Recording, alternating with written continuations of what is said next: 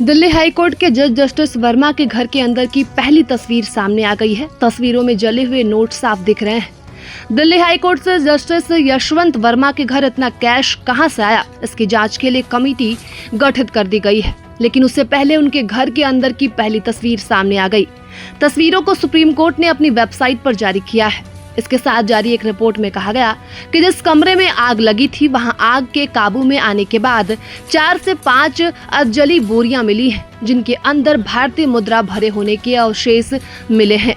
साथ ही इस मामले से जुड़ी दिल्ली हाईकोर्ट के चीफ जस्टिस की रिपोर्ट सार्वजनिक हो गई है और इसके साथ ही जस्टिस वर्मा का जवाब भी सार्वजनिक कर दिया गया। मामले से जुड़े दस्तावेज भी वेबसाइट पर डाले गए हैं। सुप्रीम कोर्ट के चीफ जस्टिस ने दिल्ली हाई कोर्ट के वर्तमान जज जस्टिस यशवंत वर्मा के विरुद्ध आरोपों की जांच करने के लिए 3 सदस्यीय समिति गठित की है, जिसमें पंजाब और हरियाणा हाई कोर्ट के चीफ जस्टिस शील नागू, हिमाचल प्रदेश हाई कोर्ट के चीफ जस्टिस GS और कर्नाटक हाई कोर्ट की न्यायाधीश जस्टिस अनु शिवरामन शामिल है। दिल्ली हाई कोर्ट के चीफ जस्टिस को फिलहाल जस्टिस यशवंत वर्मा को कोई न्यायिक कार्य न सौंपने के लिए कहा गया है। दिल्ली हाई कोर्ट के मुख्य न्यायाधीश ने अपनी रिपोर्ट दी है और दिल्ली हाई कोर्ट के चीफ जस्टिस ने कहा कि मैंने जस्टिस वर्मा से संपर्क किया, जो 17 मार्च 2025 को सुबह करीब 8:30 बजे Delhi high court guest house में मुझसे मिले, जहां मैं फिलहाल रह रहा हूं। जस्टिस वर्मा ने जवाब देते हुए कहा कि जिस कमरे में आग लगी थी, उसमें केवल कुछ फर्नीचर और गद्दे आदि जैसे अनुपयोगी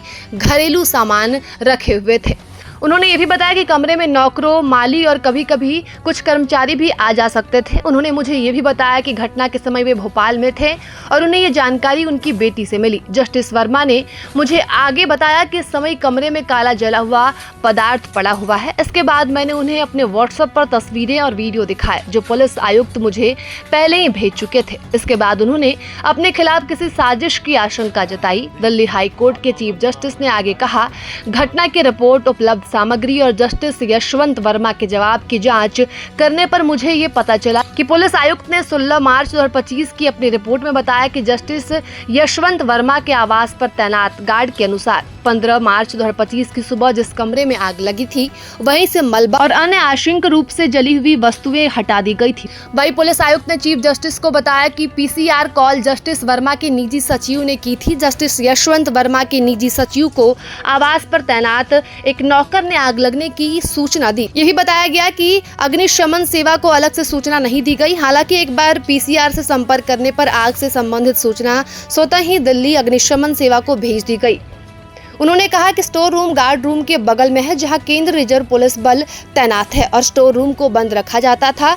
आवास पर तैनात सुरक्षा गार्ड के अनुसार 15 मार्च 2025 की सुबह कुछ मलबा और अधजले सामान को हटा दिया गया और मेरी प्रथम दृष्टया राय है कि पूरे मामले की गहन जांच की आवश्यकता है। 20 मार्च की शाम को दिल्ली हाई कोर्ट के चीफ जस्टिस को एक पत्र भेजा गया, जिसमें जस्टिस यशवंत वर्मा को इलाहाबाद हाई कोर्ट में वापस भेजने के प्रस्ताव की जानकारी दी गई।